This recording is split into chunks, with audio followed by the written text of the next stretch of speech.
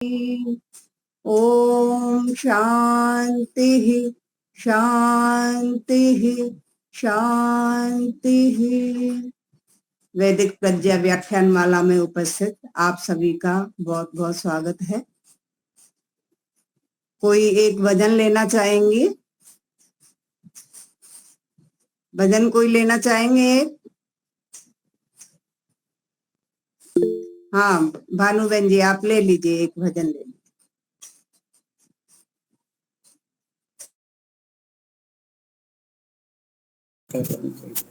सभी को सादर नमस्ते। उस प्रभु की दया है बड़ी,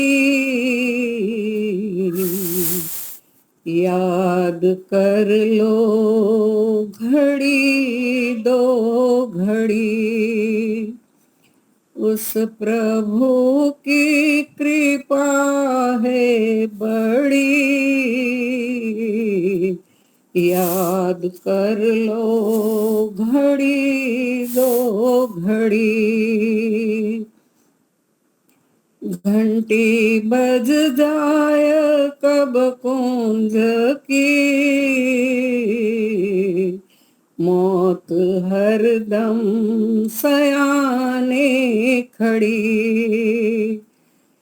घंटी बज जाए कब कुंज की, मौत हरदम सयाने खड़ी।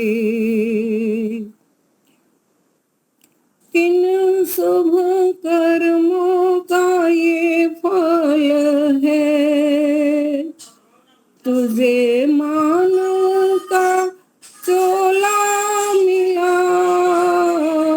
किन शुभ कर्मों का ये फल है, तुझे मानव का चोला मिला। जो आएगा जाएगा वो, बंध न होगा ये सिलसिला। जो आएगा जाएगा वो, बंध न होगा ये सिलसिला। बीत जाएगी हर एक घड़ी, याद कर लो घड़ी दो घड़ी।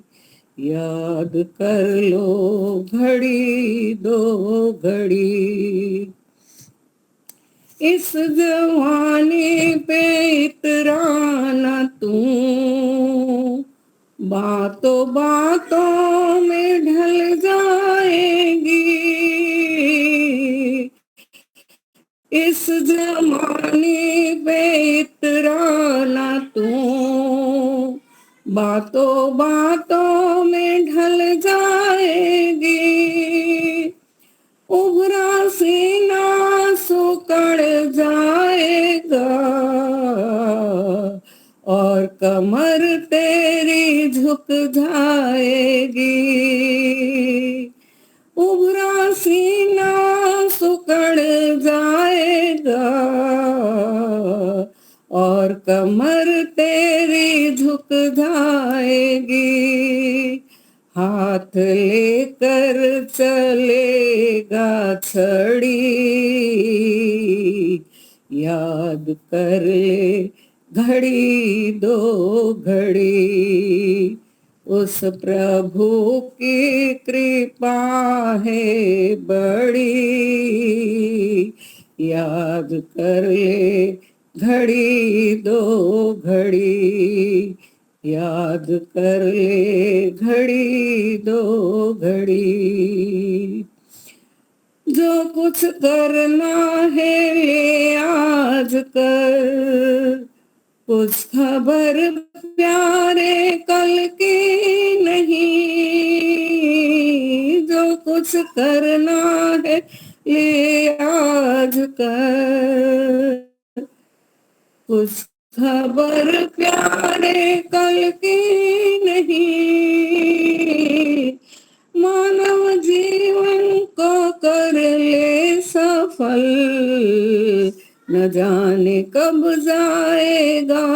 तू ढल। मानव जीवन को कर ले सफल, न जाने कब जाएगा तू ढल। ढील देश को पल की नहीं, याद कर ले घड़ी दो घड़ी, याद कर ले घड़ी दो घड़ी।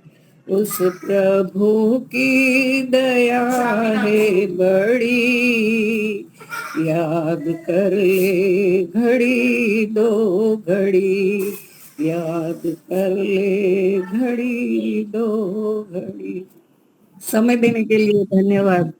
धन्यवाद भानुबेन जी, आपने बहुत ही सुंदर भजन प्रस्तुत किया। हमारे आज के वक्ता हैं बेंगलोर से भाग्येश जी। मैं उन्हें आमंत्रित करती हूँ, आप आए और अपने श्रृंखला को आगे बढ़ाइए। ऐसे दिख रहा है जी।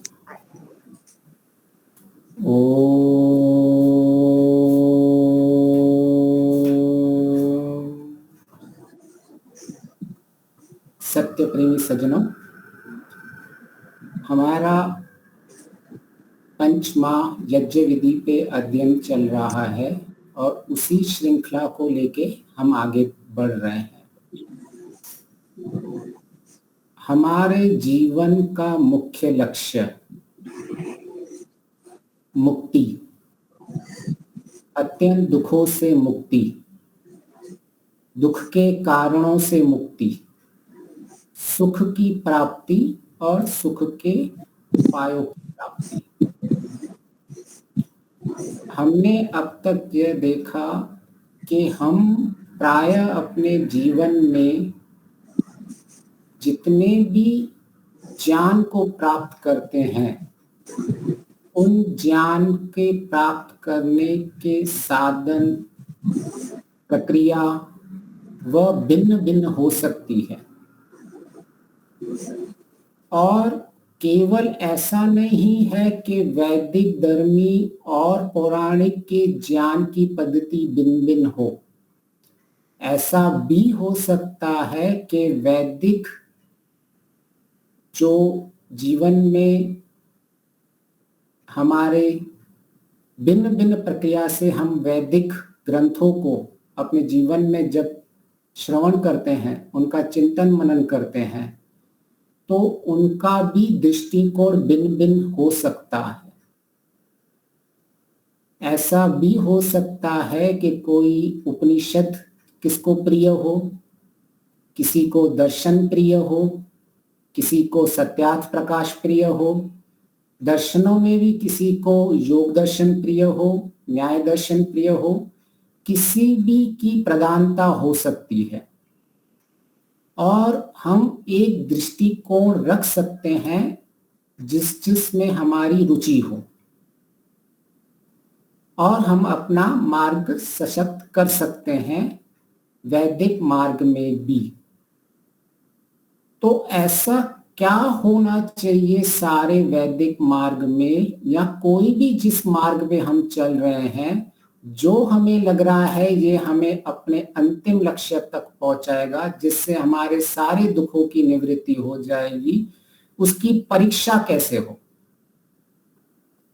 क्योंकि मैं आज आपकी कक्षा लूंगा पंचमा यज्ञ विधि, तो ऐसा लगेगा कि मैं केवल पंचमा यज्ञ विधि को ही सबसे उत्तम मान रहा हूं।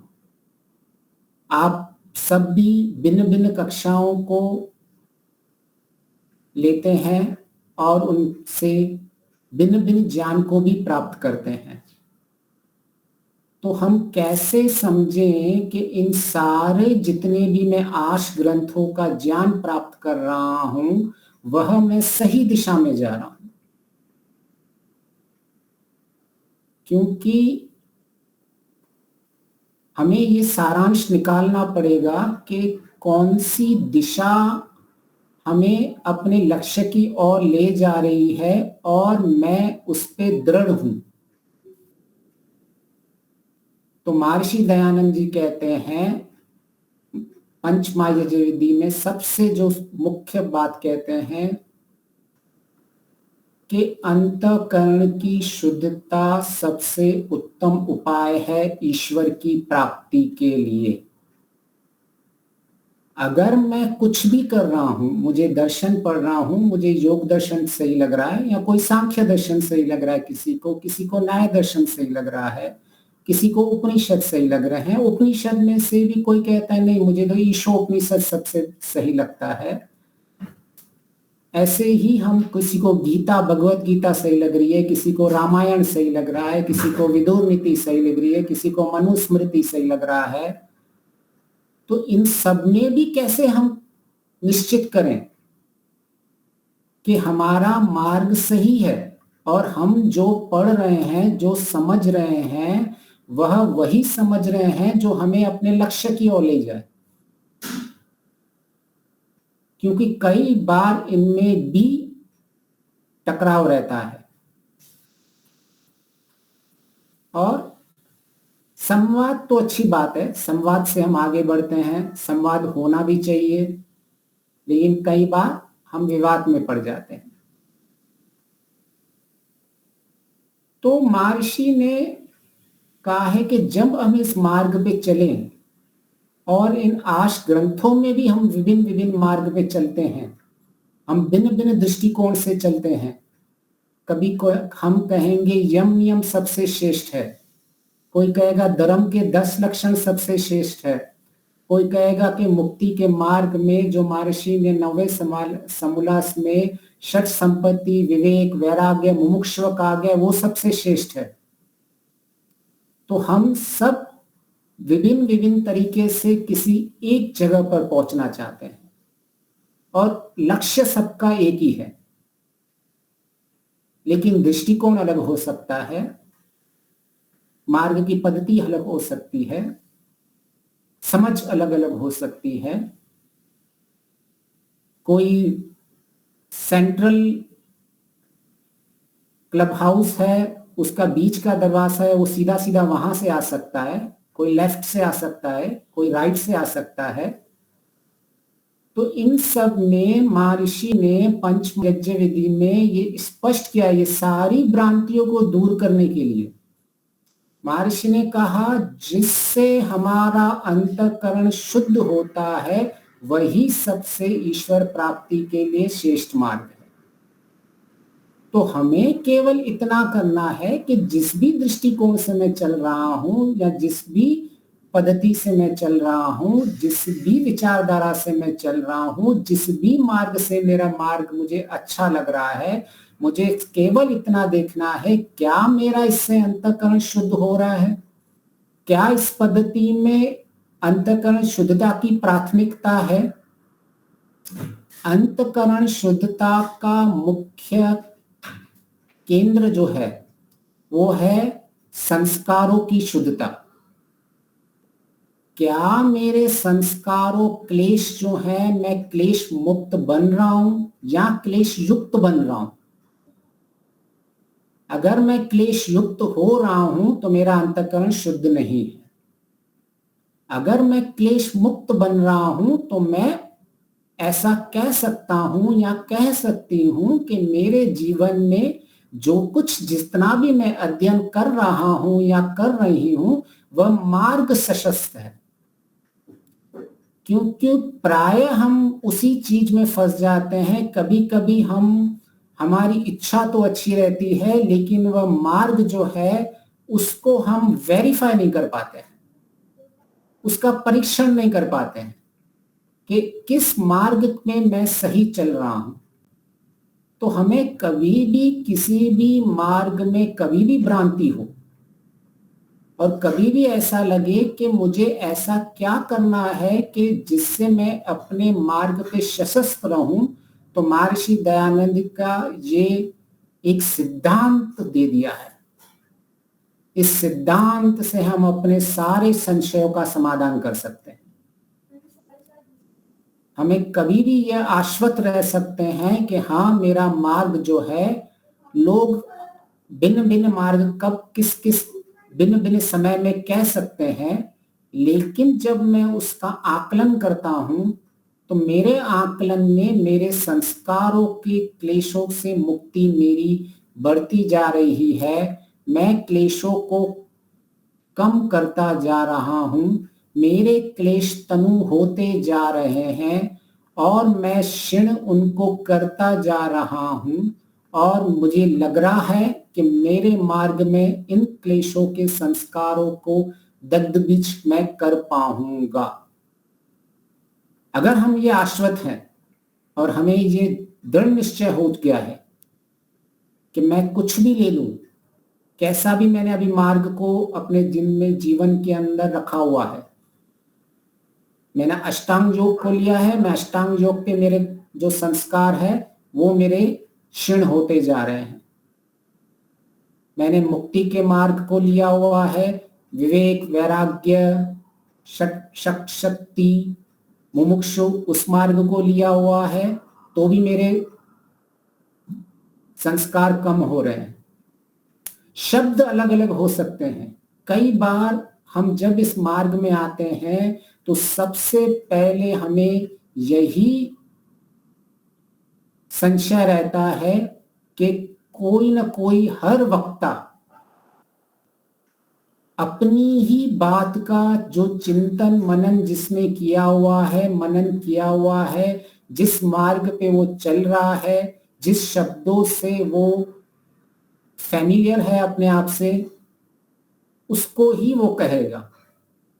लेकिन श्रोता हो सकता है कि उसने किसी और में उचित रुचि लेके आगे बढ़ रहा हो। तो ऐसे में समन्वय कैसे लगाना चाहिए? तो समन्वय हमें ऐसे लगाना चाहिए कि जो भी वक्ता कह रहा है उन वाक्य का जो बोध हो रहा है, वो बोध क्या हो रहा है हमें, उस महर्षि कहते हैं, विज्ञान की जब परिभाषा कहते हैं साक्षात बोध। तो हमारे लिए शब्द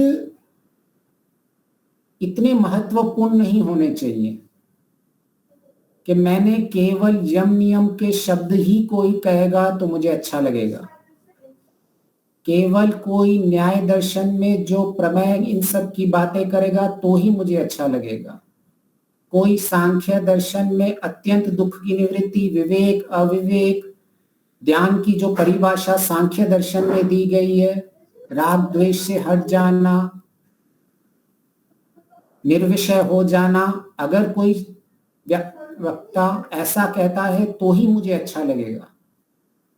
अगर ऐसा होगा तो हम फंस जाएंगे, हम शब्दों की माया जाल में फंस जाएंगे, क्योंकि हम बिन बिन शास्त्रों को पढ़ते रहते हैं, बिन बिन वक्ताओं को सुनते रहते हैं, बिन बिन शास्त्रों का अध्ययन चलता रहता है, हमारा ये निरंतर चलता रहता है।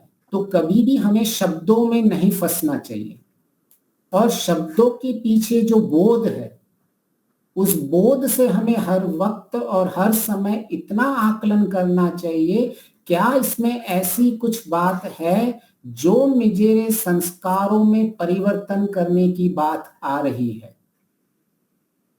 अगर उसका बोध हमारे संस्कारों को परिवर्तन करने के लिए, हमारे संस्कारों के जो क्लिष्ट संस्कार है उसका नाश करने के लिए, अक्लिष्ट संस्कार है उनको बढ़ाने के लिए, शुभ संस्कार है उनको बढ़ाने के लिए, हानिकारक जो संस्कार है उनको घटाने के लिए,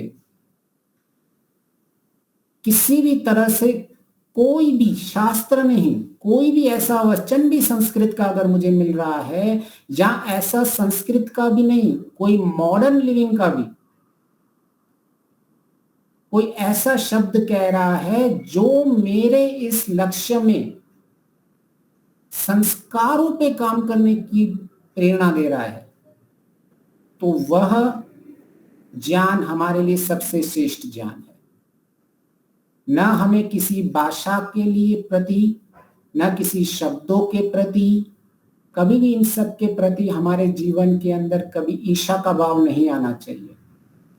मुख्य है पीछे बोध क्या हो रहा है, क्या मैं सीख रहा हूं, क्या मैसेज वो देना चाहता है। आज की मॉडर्न साइकोलॉजी क्या बोल रही है, ऋषि की साइकोलॉजी क्या बोल रही है, वेद क्या कह रहे हैं, क्या ये परस्पर विरुद्ध बातें चल रही हैं? अगर हम इन सब का समन्वय निकाल पा रहे हैं और इन सब का एक आकलन निकाल के हम अंत में इस निर्णय तक पहुंच रहे हैं कि ये जो ज्ञान मैं सुन रहा हूं, यह ज्ञान मेरे वास्तविक संस्कारों में परिवर्तन कर रहा है, तो महर्षि ने ये स्पष्ट किया है पंचमा यजुर्वेदी में, ईश्वर प्राप्ति के लिए सबसे मुख्य है अंतःकरण की शुद्धता। इसके लिए आप कुछ भी कर लीजिए, तप, स्वाध्याय, क्रिया योग को लेना है, साधन पाद लीजिए, समाधि पाद लीजिए, अष्टांग योग का लीजिए, या आपको कोई भी मार्ग जो चीज लगता है, जैसे सांख्य दर्शन में तो क्या है ना, अंत में जो चाहिए आप कीजिए, लेकिन वह ज्ञान सिद्धांतिक ज्ञान होना चाहिए, वह ज्ञान, और उस ज्ञान के पीछे किसी भी तरह की अविद्या नहीं होनी चाहिए। इसी तरह से समाधि पाद में, योग दर्शन में भी कई एकाग्र और संयम के सूत्र दिए हैं, और उन सब सूत्रों में कई बातें बताई गई हैं कि आप किसी के आप्त पुरुष के चित्त पे भी आप एकाग्र कर सकते हैं, आप निद्रा पे चित्त एकाग्र कर सकते हैं, कई एकाग्र के साधन बताए गए। अंत में क्या है, जो आपको सबसे, जिससे आपकी एकाग्र लगती है उसको लगा के आगे बढ़ो। कई बार हम इन शब्दों में खो जाते हैं और हम ऐसा मानने लगते हैं, हमें भ्रांति हो जाती है, संशय हो जाता है कि क्या मैं अपने मार्ग में सही चल रहा हूं, क्योंकि आज का संसार ओवरलोडेड इंफॉर्मेशन से चल रहा है, बहुत सारी जानकारियों को हम इकट्ठा कर रहे हैं।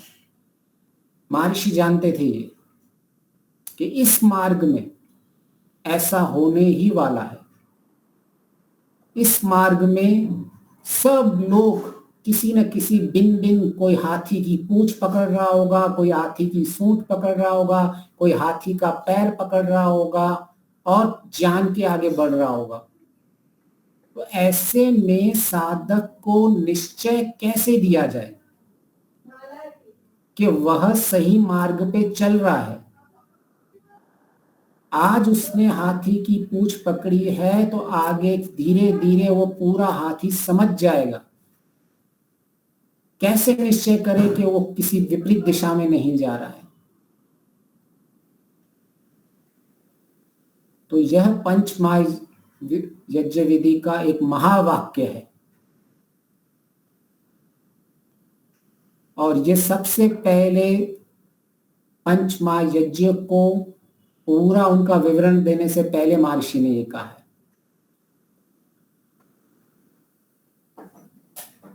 तो अगर हमारे जीवन में हम संस्कारों का महत्व समझ गए हैं, महर्षि जो कहना चाहते हैं अंतःकरणी शुद्धता का महत्व समझ गए हैं, तो हमें कभी भी संशय नहीं रहेगा। तो और इसमें संशय इसीलिए रहता है क्योंकि ये हमारे ऊपर तो विशेष कृपा है महर्षि दयानंद की, कि जिन्होंने सारे शास्त्रों का शुद्ध ज्ञान, वेदों का शुद्ध ज्ञान हमारे सामने प्रकट कर दिया है।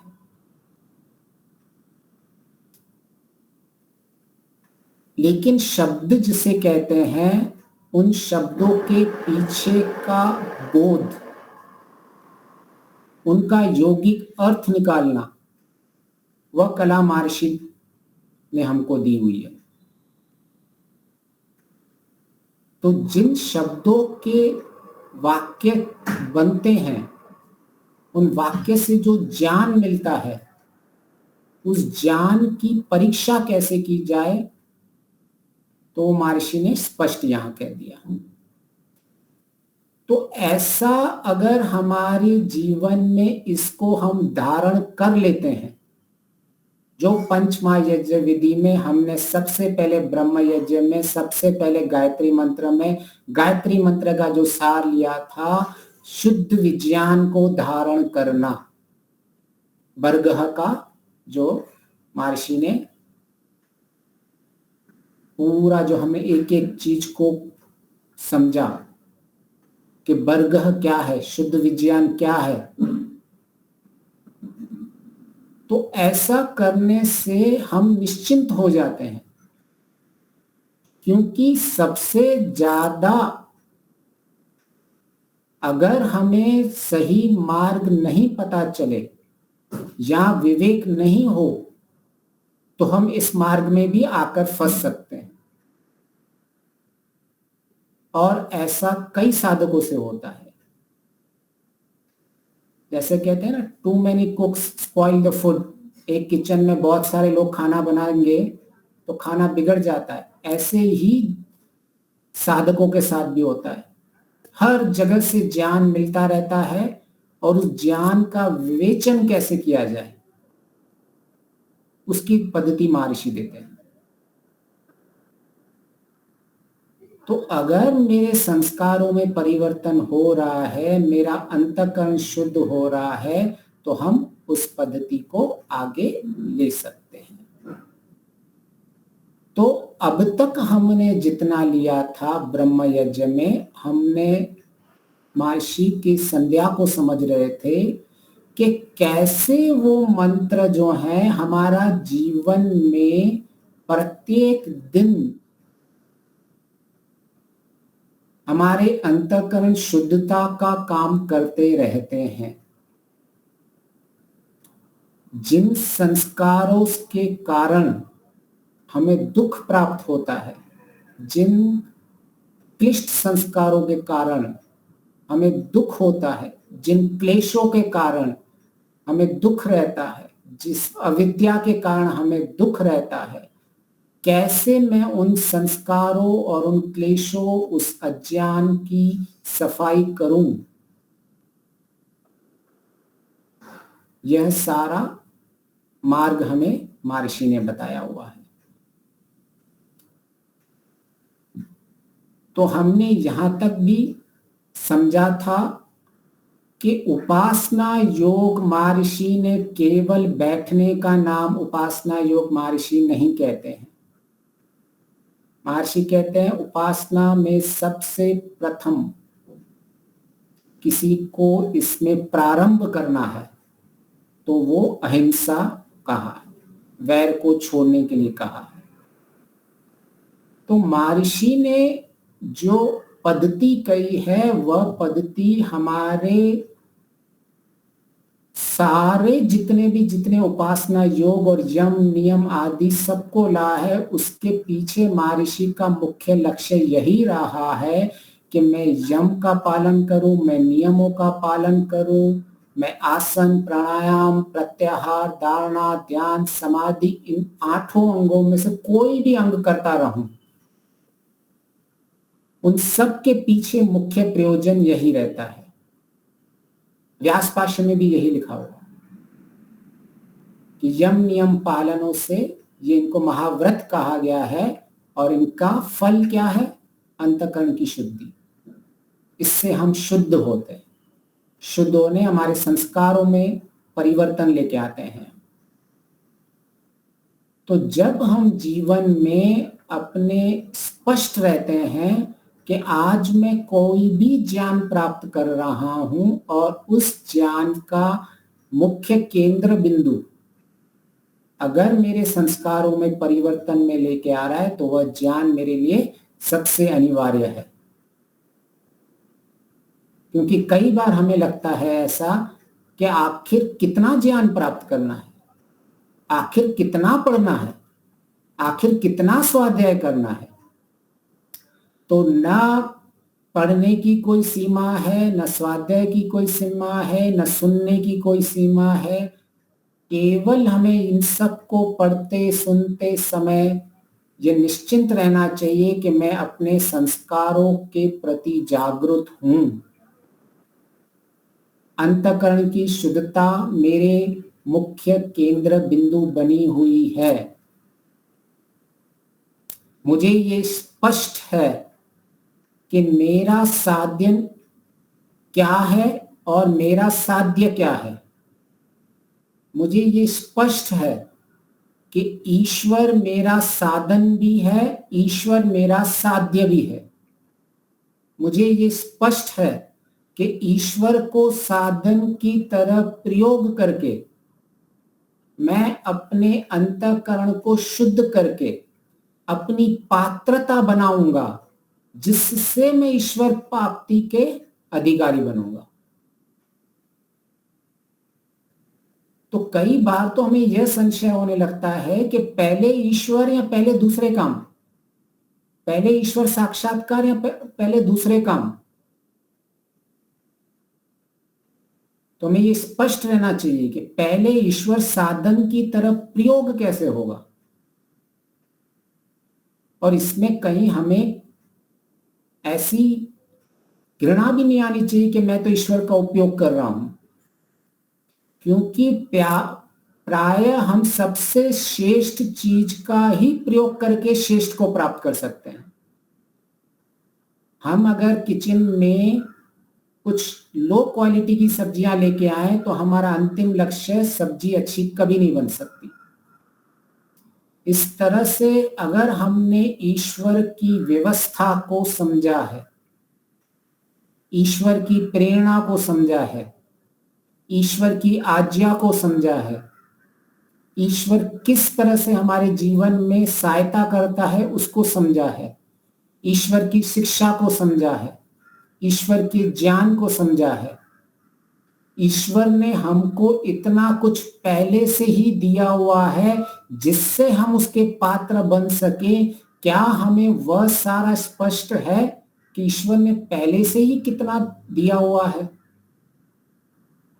लेकिन हमारा आग्रह क्या रहता है? जल्द से जल्द समाधि प्राप्त करने का। हमारा केंद्र बिंदु कभी भी अंतःकरण की शुद्धता नहीं रहती, और जो पात्रता है, अंतःकरण की शुद्धता पात्रता है ईश्वर की प्राप्ति के लिए, हम उस पात्रता पे काम नहीं कर रहे हैं, लेकिन हमें लक्ष्य चाहिए। तो हमारी कमी वहीं रह जाती है। जिसका साधन का प्रयोग करके हम पात्रता बन जाएं और जिस पात्रता को पाके हम अधिकारी बन जाएं ईश्वर प्राप्ति के लिए, ऐसा अगर हमें स्पष्ट हो गया है तो अभी हो सकता है हमें समय किसी चीज में अधिक लग जाए, लेकिन मिलेगा जरूर। हम भटकेंगे नहीं। कभी भी हमें ऐसा नहीं लगेगा कि मुझे आगे जाके यू टर्न लेना है। कई बार हम स्पीड ले लेते हैं, बहुत अधिक स्पीड में चले जाते हैं। लक्ष्य प्राप्त करना है, लक्ष्य प्राप्त करना है, लेकिन उसके लिए जो रास्ता है, जो उसके लिए पथ बनाया गया है, जो वो मार्ग है, वो मार्ग पे हमारा ध्यान ही नहीं रहता है। इसलिए ही एक्सीडेंट सारे होते हैं। जिसे अपना लक्ष्य स्पष्ट है, अपना मार्ग स्पष्ट है, उसे अगर थोड़ी देरी भी हो जाती है तो वो कभी भी विचलित नहीं रहता। उसे पता है कि मुझे अभी यू टर्न लेने की जरूरत नहीं है। ऐसा कभी नहीं होगा कि मैं 70-80% आगे बढ़ चुका हूं और मुझे ऐसा लगे अरे मुझे तो जीरो से फिर से स्टार्ट करना पड़ेगा। वो निश्चिंत रहता है, ठीक है मेरा थोड़ा प्रतिशत कम बढ़ रहा है, लेकिन कोई चिंता नहीं है, मेरा मार्ग सशक्त है। तो ऐसा मार्ग महर्षि ने हमें दिखाया है, स्पष्ट। थोड़ा ज्ञान है लेकिन स्पष्ट ज्ञान है, थोड़ा ज्ञान है लेकिन तत्व ज्ञान है, थोड़ा ज्ञान है लेकिन विवेक है। जब ऐसे ज्ञान की परिपक्वता होती जाती है और हम अपने जीवन में आगे बढ़ते जाते रहते हैं, तो सुख पाने के लिए हमें विशेष प्रयत्न करना ही नहीं पड़ता है। प्रायः हम ऐसी परिस्थिति में पड़ते ही नहीं है कि जिसे हमें दुख मिले। हमारा मार्ग सशक्त नहीं होता है, हमारे मार्ग क्लियर नहीं होता है, वहां हमारी भ्रांतियां रहती है। इसलिए हमारा सारा जो मार्ग की स्थिति रहती है, जब तक हमें अहमदाबाद से बड़ौदा जाना है तब तक हम जीवन के अंदर केवल विचलित रहते हैं।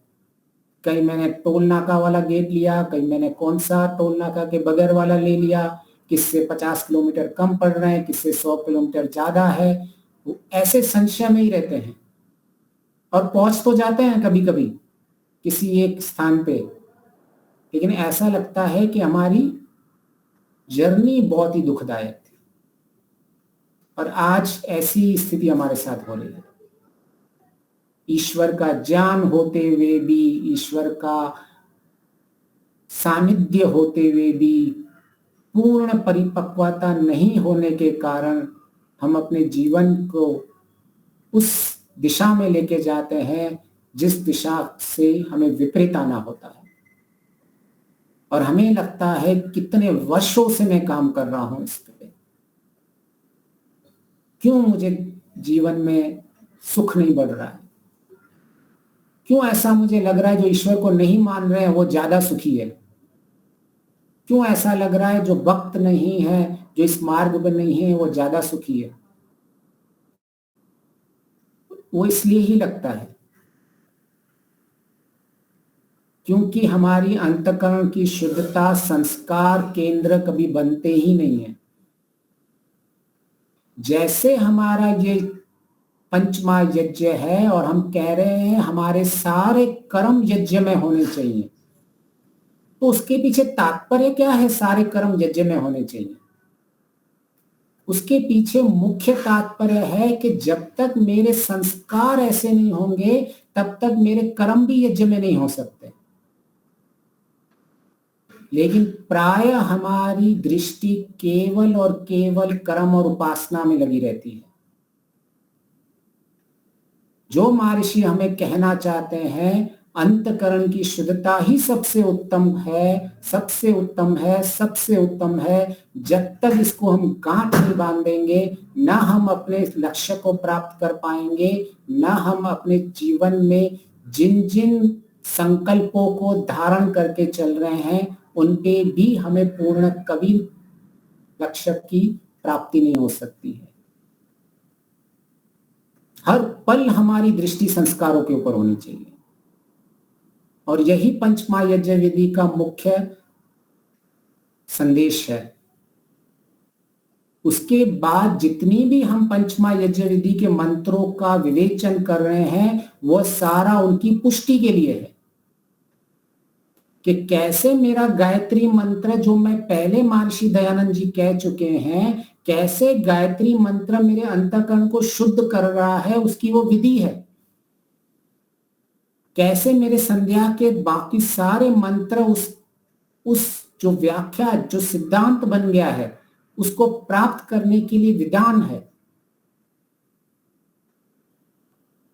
तो अगर हम ऐसे चलते हैं तो हमारे जीवन का लक्ष्य सरल हो जाता है। मुख्य हमें कोई संशय नहीं रहता है।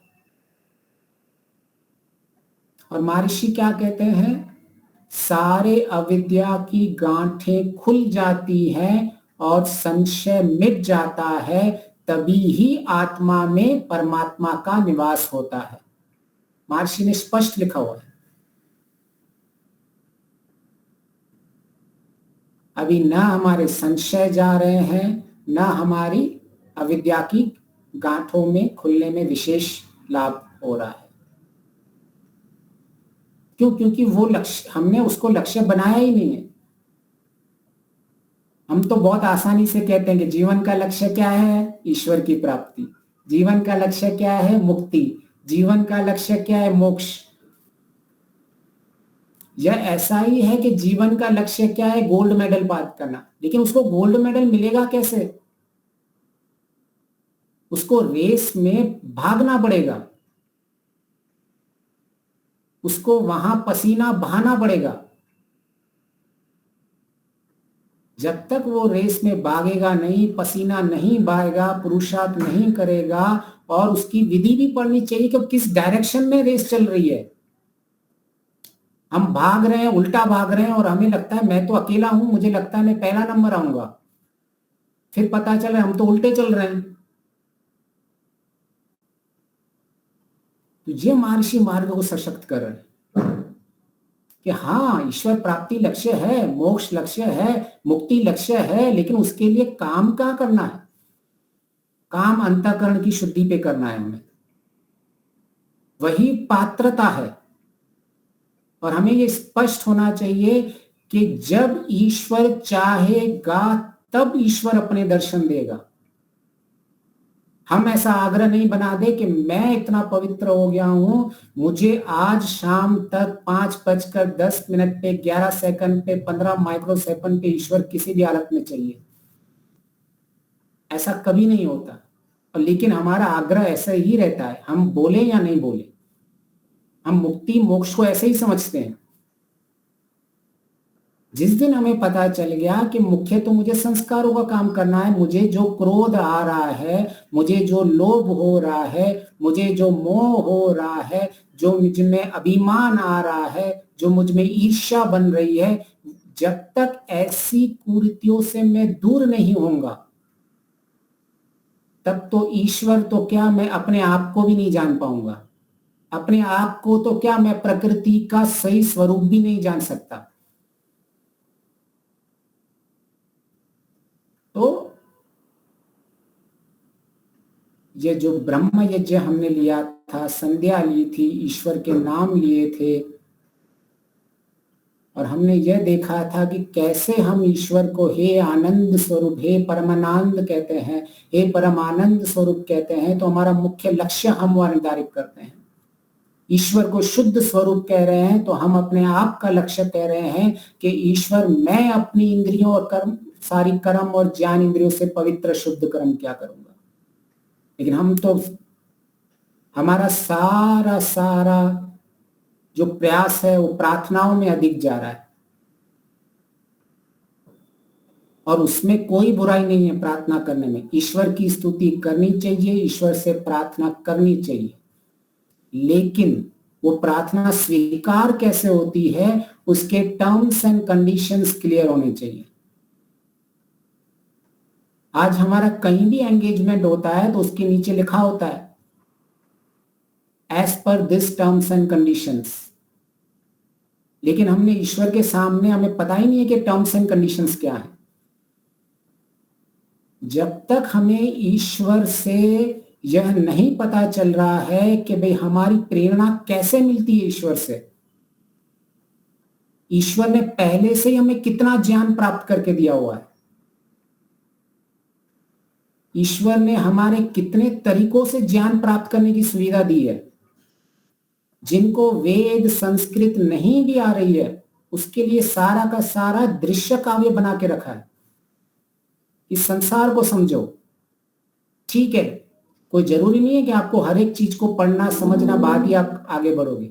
इस संसार को समझो, इस पृथ्वी सूरज चंद्रमा आदि को समझो कि कौन है इसको जो चला रहा है। और मुझे मत मानो, जब तक आपको पूर्ण संतुष्टि नहीं हो रही है तब तक ईश्वर भी आग्रह नहीं करता है। तो हमें ये स्पष्ट रहना चाहिए कि हमारे जीवन का लक्ष्य क्या है और उसका साधन क्या है। अगर हम अपने संस्कारों पे, अपने अंतःकरण की शुद्धता को मुख्यता रख के चल रहे हैं, और हमें पता है कि जब मैं ब्रह्म यज्ञ कर रहा हूं और मुझे अपना जीवन ही यज्ञमय बनाना है, मेरा कर्म यज्ञमय होना चाहिए, मेरा कर्म, हर कर्म ऐसा होना चाहिए जो कम से कम सकाम धार्मिक होना चाहिए, और निष्काम कर्म मेरा लक्ष्य है। लेकिन यह कहते हुए भी पीछे हमें यह बोध अवश्य रहना चाहिए कि भाई हाँ, निष्काम कर्म मेरा लक्ष्य है या सकाम धार्मिक कर्म लक्ष्य है, लेकिन ये बोलते हुए भी इससे भी मुख्य लक्ष्य है कि इनके पीछे मेरे अंतःकरण शुद्ध हो रहा है। नहीं तो कई बार हम प्रश्न उठ जाते हैं कि मैं ये काम सही कर रहा हूं कि नहीं कर रहा हूं। मैंने परोपकार कर रहा हूं, ठीक है, अच्छी बात है। परोपकार से क्या होगा?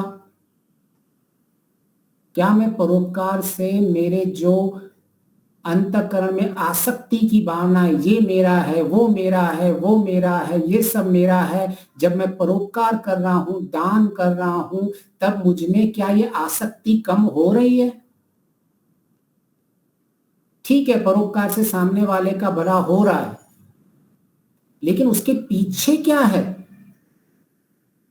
तो महर्षि हमारा ध्यान केंद्रित सबके पीछे करना चाहते हैं कि जो आप आगे से यज्ञमय कर्म कर रहे हैं, पंचमहायज्ञ विधि का जो मुख्य संदेश है यज्ञमय कर्म, उसके पीछे मुख्य यह है कि संस्कार अंतःकरण की शुद्धता होती रहनी चाहिए।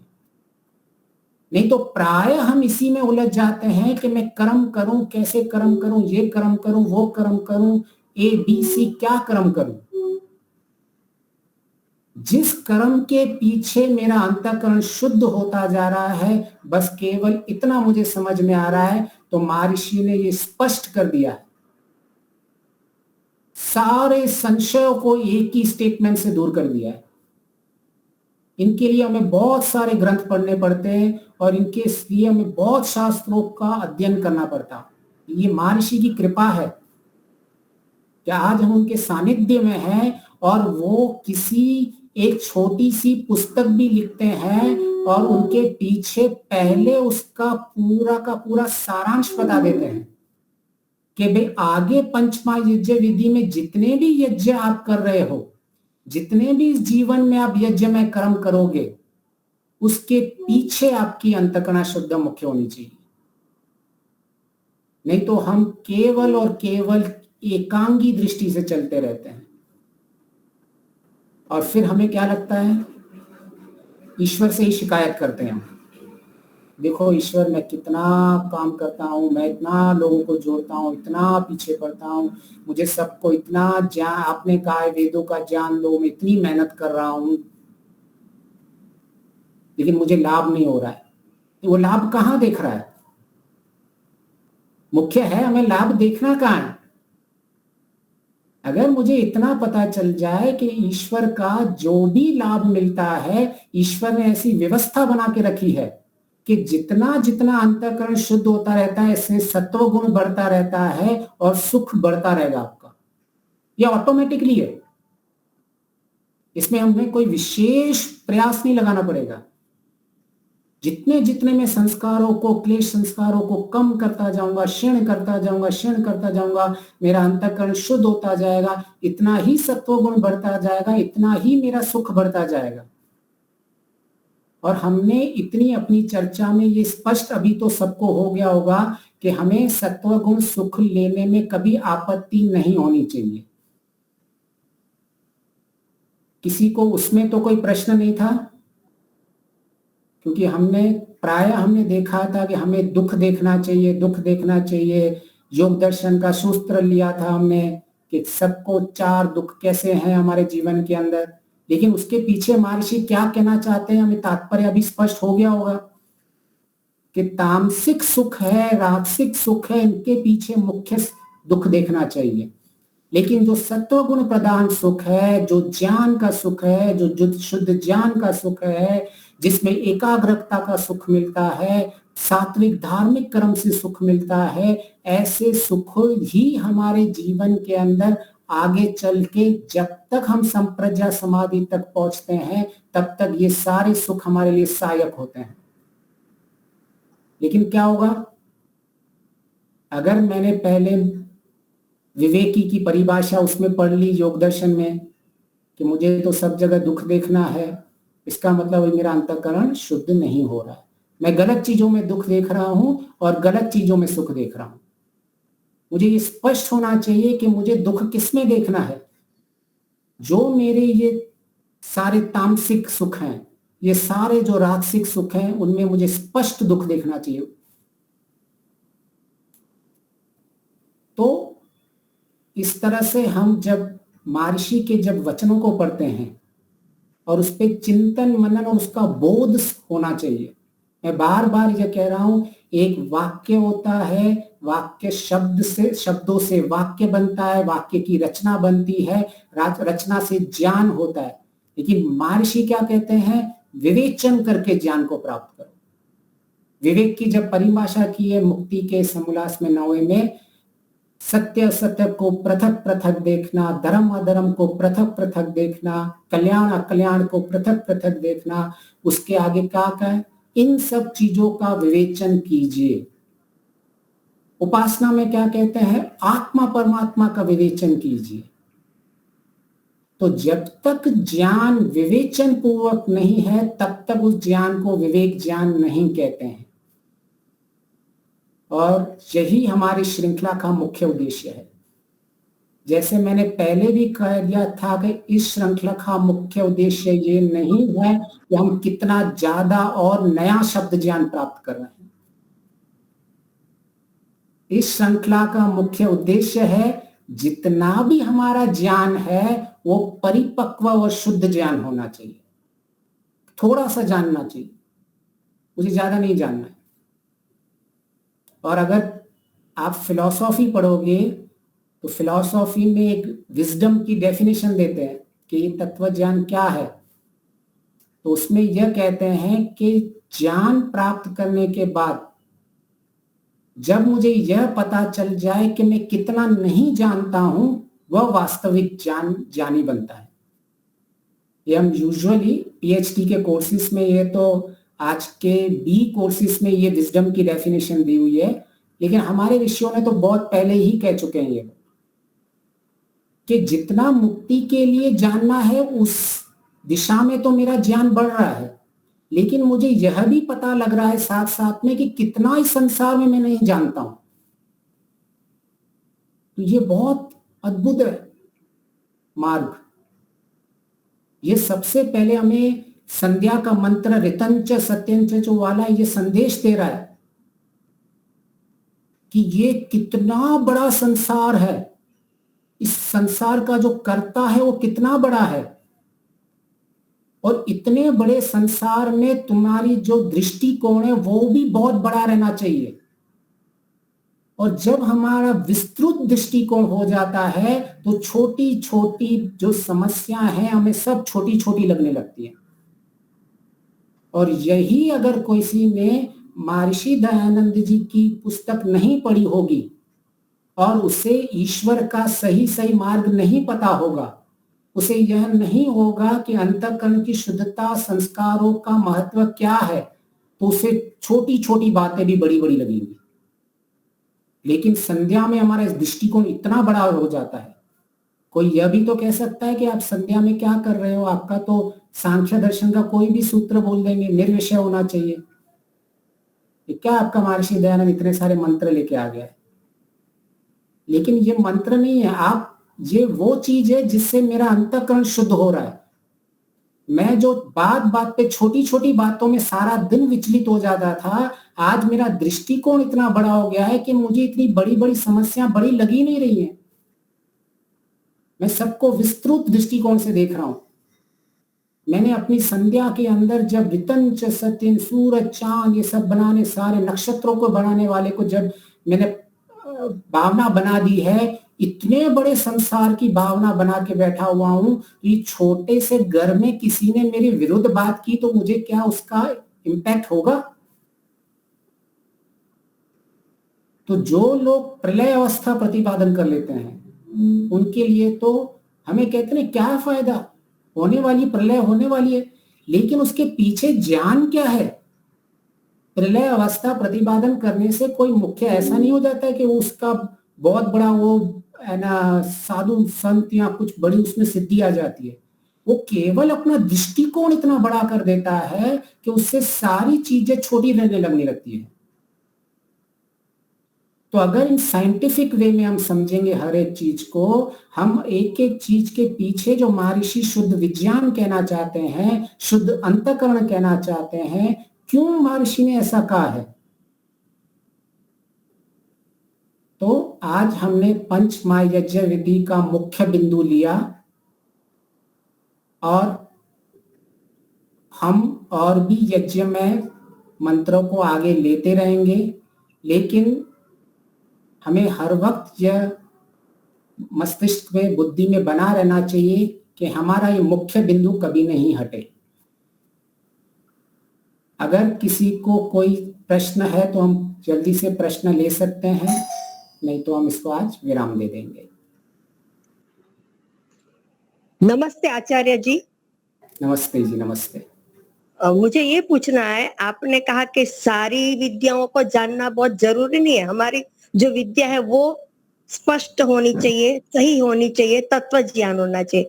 तो क्या हम षड दर्शन न पढ़े, यानी जितना पढ़ सके उतना ही पढ़े, उसमें ज्यादा प्रयास न करें तो वो ठीक है?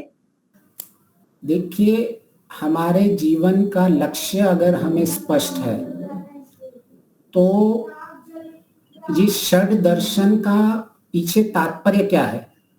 उसका तात्पर्य यह है कि हमें अपने संस्कारों में ये दर्शन हमें इस कार्य में प्रयोग करते हैं कि जितने भी हमारे संस्कार हैं उन संस्कारों को जब हमें काम करना होता है तो वो ज्ञान से संस्कार हटते हैं। महर्षि कहते हैं, जब क्रिया योग की परिभाषा की, कि जब तप, स्वाध्याय और ईश्वर परिधान से हमारे संस्कार तनु हो जाते हैं, फिर ध्यान से ये तनु किए हुए संस्कारों को हम दग्ध बीज करते हैं। तो इसके लिए प्रतिपक्ष भावना चाहिए होती है, और वो प्रतिपक्ष भावना है के लिए ज्ञान चाहिए। तो उस ज्ञान के लिए आपको षड दर्शन पढ़ने पड़े, केवल सत्यार्थ प्रकाश पढ़ना पड़े, केवल उपनिषद पढ़ना पड़े, तो वो अनिवार्य है। वो आपको अपने अपने स्तर में सबको डिसाइड करना पड़ेगा कि मुझे मुख्य है कौन से ज्ञान से मैं अपने संस्कारों के प्रति इतनी सेंसिटिव हूं कि मुझे उनको क्षीण करने के लिए ये ज्ञान आवश्यकता है। अगर आपने 9वां समोल्लास पढ़ लिया है सत्यार्थ प्रकाश का, जो मुक्ति का विषय है, और आपका लक्ष्य क्या है? मुक्ति। अगर किसी की ऐसी बुद्धि तेज है तो उसको 9वां समोल्लास में जो विवेक कह रहा गया है, वैराग्य बताया हुआ है, षट संपत्ति के बारे में बताया गया है, मुमुक्षुत्व के बारे में बताया है, कैसे उपासना के, तो वो केवल एक चैप्टर ही आपके लिए बहुत है। लेकिन प्राय ऐसा नहीं होता है। आप पहले एक छोटी सी चीज को लेके चल सकते हैं, फिर उस ज्ञान का विस्तार करते जाइए कि मैं, ठीक है, मेरे जीवन का लक्ष्य है मुक्ति को प्राप्त करना। सत्यार्थ प्रकाश का 9वां समोल्लास मुक्ति के बात करने की बात करता है। उसमें महर्षि ने प्रश्न पूछा है कि मुक्ति के साधन क्या है। उसमें महर्षि ने उत्तर दिया है कि विवेक होना चाहिए, वैराग्य होना चाहिए, षट संपत्ति बताई हुई है, और मुमुक्षु बताया है। फिर आप केवल उतना समझोगे कि भाई विवेक क्या है। फिर विवेक के लिए महर्षि ने बताया है कि आपको अपने सारे जितने भी पंच महाकोश है वो समझने पड़ेंगे, 3 शरीर के स्टेजेस समझने पड़ेंगे, 3 शरीर की अवस्थाओं को समझना पड़ेगा। और ये सारा का सारा तैत्तिरीय उपनिषद हो गया जी। तो और इसी तरह से महर्षि ने उपासना योग में लिखा हुआ है कि पहले आपको यम पालन करने पड़ेंगे, नियम पालन करने पड़ेंगे, और उसके बाद 6 के अंग लिखे। तो ये आपका योग दर्शन हो गया। हाँ जी, हाँ जी। तो आप केवल एक सिंप्लीफाई तरीके लिए केवल 9वें समोल्लास को स्टार्ट कर सकते हैं, और फिर उनकी गहराई में चलते जाइए। जब जितनी गहराई में आपको, महर्षि कहते हैं कि उपासना यज्ञ का आरंभ करना हो तो सबसे वैर करना छोड़ दें। एक सिर्फ शब्द है, और इस शब्द में पूरा का पूरा अहिंसा आ गया। अभी आप उसमें पहले ट्राई कर सकते हैं कि मैं वैर कर पा रही हूँ, छोड़ पा रही हूँ कि नहीं छोड़ पा रही हूँ। अगर छोड़ दिया तो आपके मतलब बहुत अच्छे पहले के संस्कार हैं, तो आपको फिर अहिंसा पढ़ने की जरूरत नहीं है। लेकिन आप वैर नहीं छोड़ पा रही हैं तो आपको यम नियम पढ़ने पड़ेंगे। यम में अहिंसा का महत्व समझना पड़ेगा कि अहिंसा कितनी प्रकार की होती है, अहिंसा कैसे मैं वैर किसी से नहीं करूं। जी जी। हाँ, तो इसमें इसका मतलब मैं सिर्फ इतना ही कहना चाह रहा था कि आप केवल एक छोटी सी चीज से आरंभ कर सकते हैं, और महर्षि की पद्धति भी यही है। महर्षि ऐसा नहीं करते कि आप सीधा बहुत सारे षड दर्शन पढ़ो। महर्षि ने सारांश निकाल के दिया हुआ है, और आप उसमें जितनी जितनी आपकी सामर्थ्य है उतना उतना गहरा जाते जाइए। वरना तो सिर्फ उपासना योग का प्रकरण ले लीजिए, वो आपको बहुत सहायता कर लेगा। जी जी है जी ना। इसमें जी, इट इज इंक्रीमेंटल जर्नी, मतलब हाँ आपको जी, इंक्रीमेंटल आगे चलना पड़ेगा, बस हाँ ऐसा है। जी, जी जी, धन्यवाद, नमस्ते। जी, सबको सादर नमस्ते।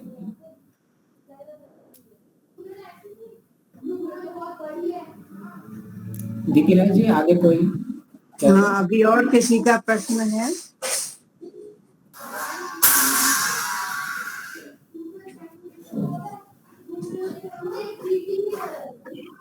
ठीक है, हम अपना शायद हाँ, ये बहुत बहुत धन्यवाद, आभार आपका भाग्येश जी।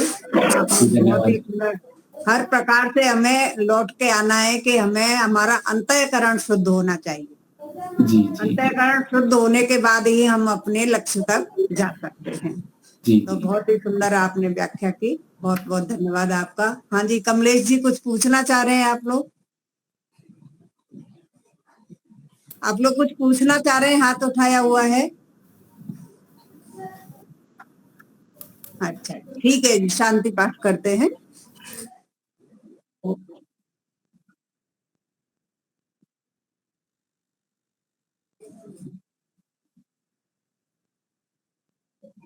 ठीक है, आज रात को 9 बजे से है, 8:45 से है। हाँ, 9 से 9:45 न्याय दर्शन की कक्षा चलेगी, जो जयाबेन शुक्ला जी लेती हैं। तो आप सभी उसमें जुड़िए। आइए अब शांति पाठ करते। ओम द्यौ शांतिरंतरिक्षं शांतिः पृथिवी शांतिरापः शांतिरोषधयः शांतिः वनस्पतयः शांतिर्विश्वे देवा शांति ब्रह्म शांतिः सर्वं शांति शांतिरेव शांति सामा शांतिरेधि। ओम शांति शांति शांति। सर्वेभ्यो नमः। सबको सादर नमस्ते जी। सभी को सादर नमस्ते जी। सबको सादर नमस्ते जी। लिंक अभी दूसरी डालेंगे, लिंक दूसरी डालेंगे या जो पहले थी वही रहेगी, है ना? हाँ, रात की जो लिंक रहेगी जया शुक्ला जी की न्याय दर्शन की कक्षा की, अभी लिंक डाल देंगे।